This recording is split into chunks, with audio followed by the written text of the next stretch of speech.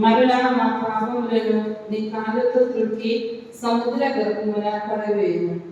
మొదటి పఠనము మీకా గ్రంథము 7వ అధ్యాయము 14-15 వచనము మరియు 18-19 వచనము. ప్రభు, నీవు ఎన్నుకున్న ప్రజలు నీవే కాపురివై మెక్కుము.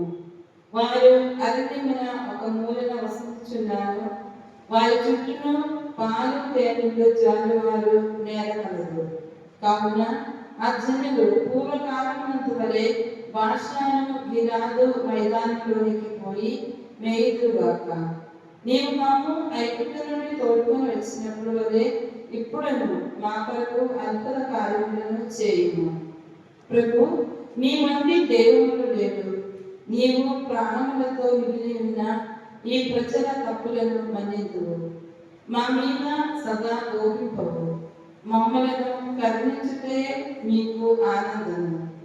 మాపై మరలా నెరవేరు చూపుము.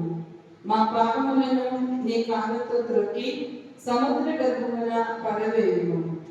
నీవు పూర్వము మా పితరులకు వాగ్దానం చేసినట్లే అబ్రాహాము యాకోబుల సంతానమైన నీ ప్రజలకు నీ దయను నమ్మదగిన తనమును చూపిము. ఇది ప్రభువు వాక్కు. భక్తి కీర్తన.